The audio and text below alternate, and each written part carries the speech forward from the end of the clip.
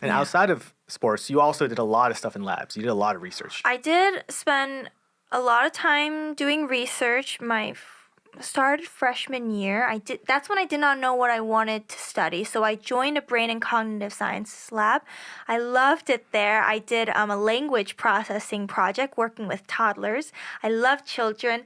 So we did a lot of Zoom behavioral tests. The project was to see if toddlers at that age are learning so many words at once, and do they know that what they hear are real words or not? So how do they comprehension, how do they really learn the words and understand it? And so I did a lot of video editing and audio editing with Sesame Street, and having the audio speak forward and I would reverse it, and we would have all these videos set up indicating when the audio flips or not, and then we would show it to the kids. This is like the very, very early stages of this project. I was helping a grad student and kind of like coding where, if the child was looking at the screen or not.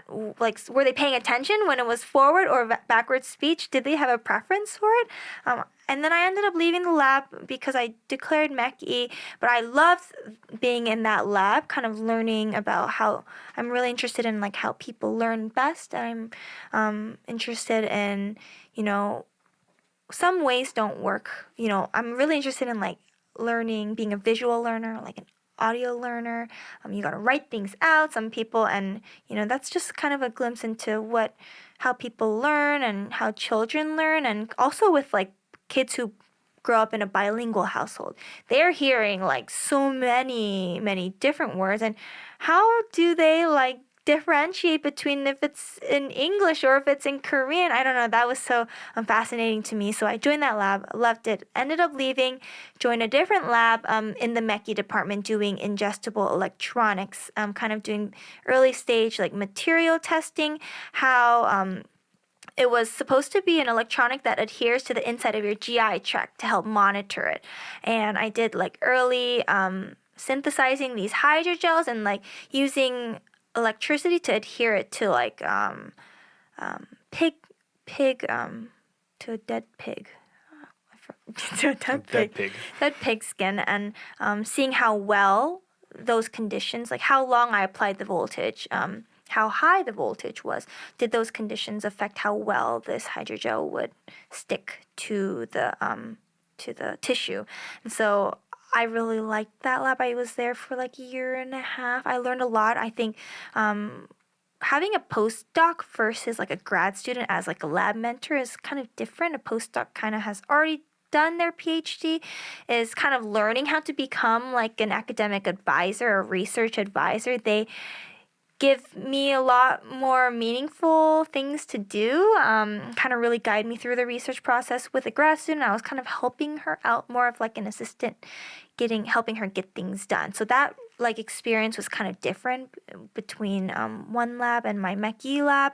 And so I did a lot of things on my own in the MECE lab, and I think figuring things out, and kind of he like had me play a part in this project on my own, which I loved. So. And how did you get these research opportunities? Yeah, did you feel, is there a good support system, the program, to find these? Yeah, MIT's got a huge research community and so many opportunities. I cold emailed these professors. I cold emailed many professors. Sometimes there's like a job listing or like a research opportunities listings page at school, and you can find them. I think that's how I found my first research experience in the brain and cognitive sciences lab, and I cold emailed this graduate student, and she interviewed me. We just kind of talked about what I'm interested in, because as a freshman I don't really know what I'm doing, and that's how I got that for fun.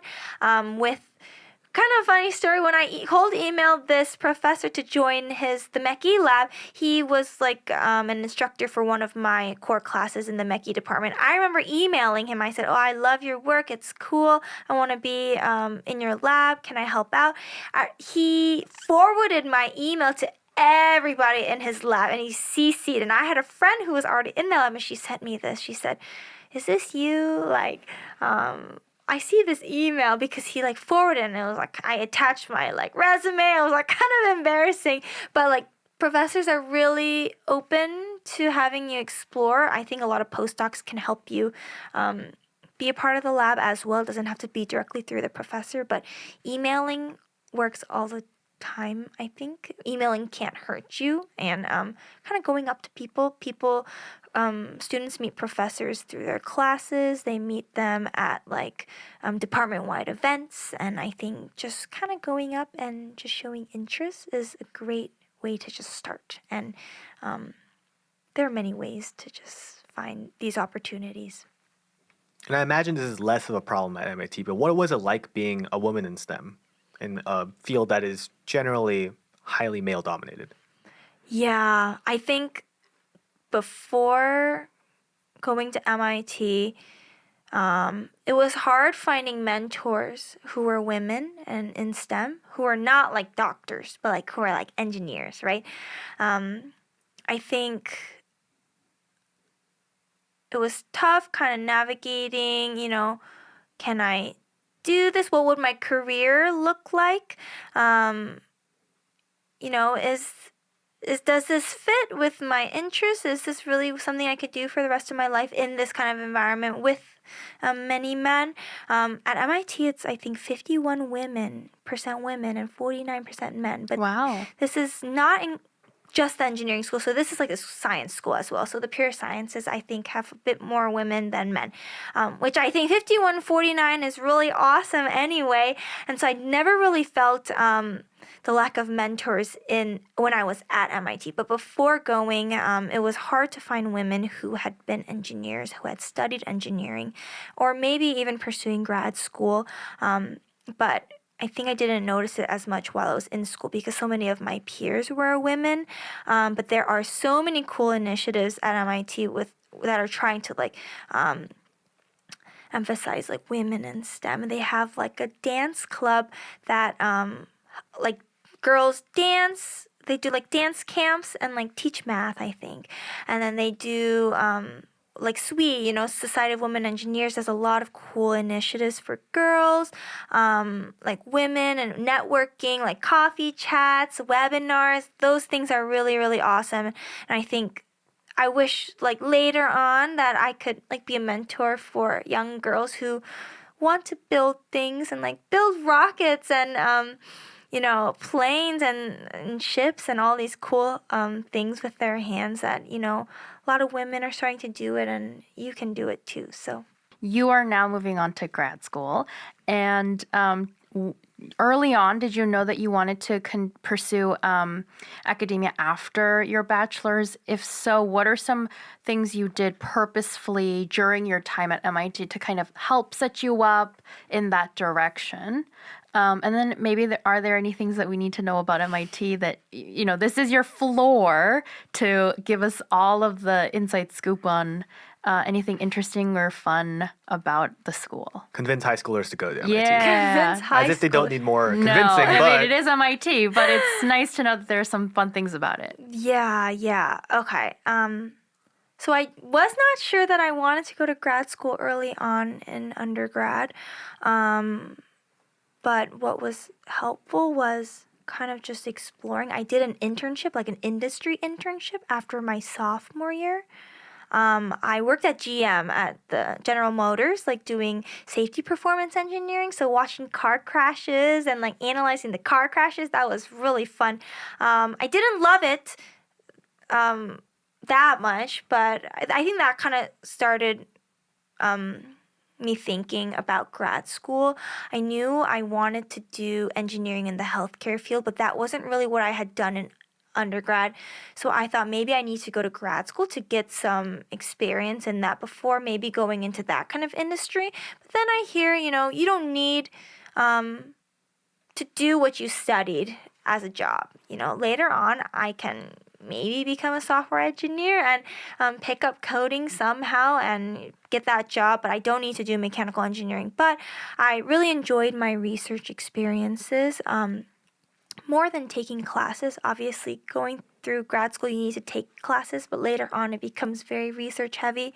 And I think I have a lot of interests, ranging from like engineering and like, child development and like education. And like I also am interested in like mobility and like hearing and speech, which is all like kind of tied into education as well. And so I think grad school was a great place to explore that as well. And so I think that's why I chose grad school in the end. Classes are just a hurdle that I have to get through before getting to the fun research, but research is very intense in grad school, I heard. And so if you love research, I think grad school is a great option. And after grad school, you don't always have to go into academia and become a professor, do a postdoc and become a professor. You can always go into industry. And there are a lot of like industry positions that require like higher degrees. And so if there are people who are not interested in teaching at all, and become a professor, but they just go to grad school, go do a master's or a PhD because the job that they want to do in like R&D later on requires like a higher degree. So there are a lot of people like that, but I'm not sure which boat I am in yet after grad school, but I thought research was fun and a good place to do that was at grad school. And so in terms of preparing for it, I did research, and I did research after junior year as well. I joined a different lab at MGH, which is the Mass General Hospital, doing like biomedical optics, which is like lasers and like scanning like your body with lasers and light, and kind of doing a project on like noise and like biomedical images in a method called OCT, which is it's kind of like ultrasound but with light. So it sends out the light beam and it bounces back, and whatever it analyzes that and creates a photo. And so that was fun. That was like really intense, like very technical lab, but kind of different from what I had done working with like children in my first lab, and a lot of like mechy focused stuff. It was optics is something I've never done before, but I just joined this lab because the reason I joined this lab was I had applied to our I forgot what they're called, but they're summer research programs that a lot of people who want to go to grad school do. And I applied, this was on a whim when I was like, oh, maybe I do want to go to grad school. I should do research over the summer. I applied to this.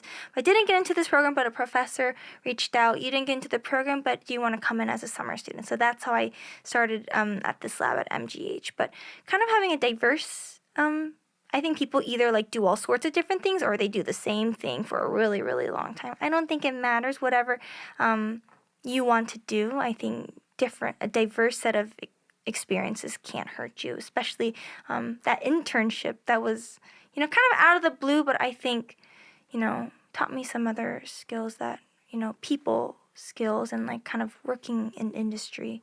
So, yeah. Now sell MIT. We want to buy it. What's fun at MIT? The culture, the people. What's your takeaways? If someone asks you, how was college? Oh, fun. College was fun. My junior year and senior year those 2 years were really fun. One thing I love about MIT, we have a banana lounge. Ooh.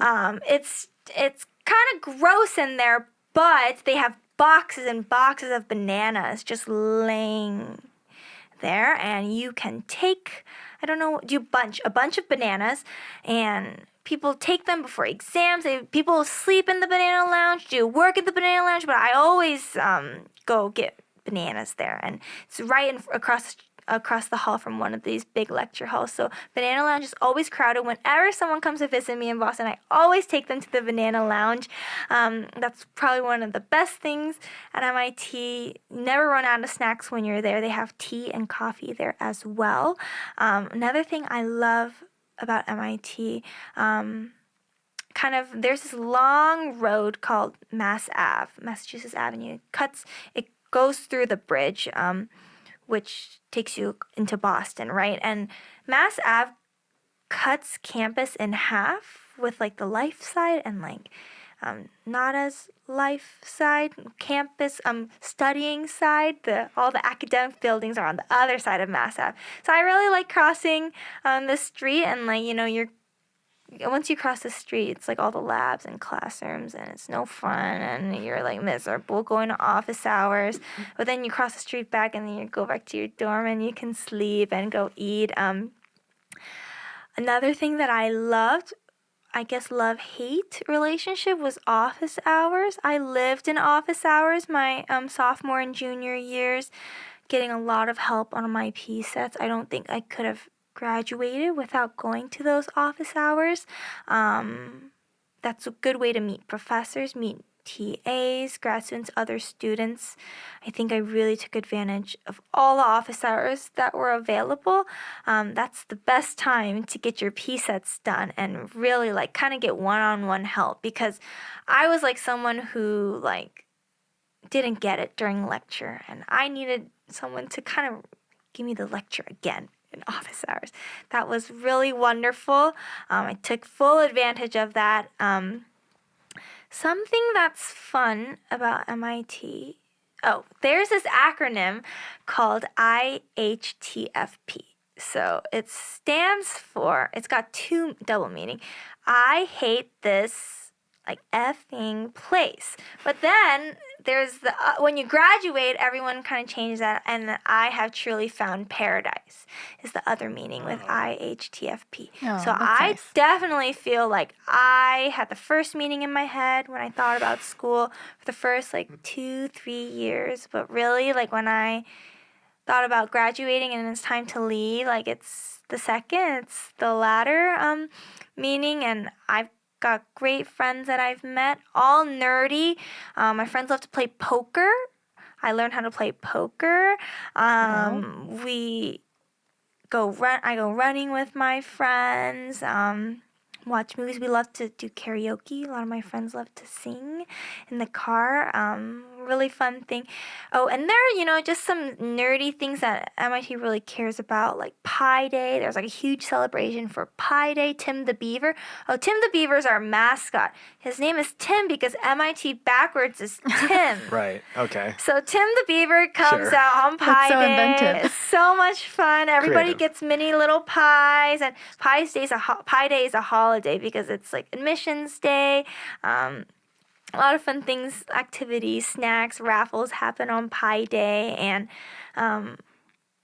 it's a fun day on Pi Day. And things like the eclipse was a big deal at MIT. Professors knew that students were gonna leave, not come to class because they were going to go watch the totality, which is what my friends and I did. And that was a long drive. We were stuck in traffic, but that's a big deal. It's handing out the glasses. A lot of people skip class to go watch the totality, like 4 or 5 hours away. So, yeah.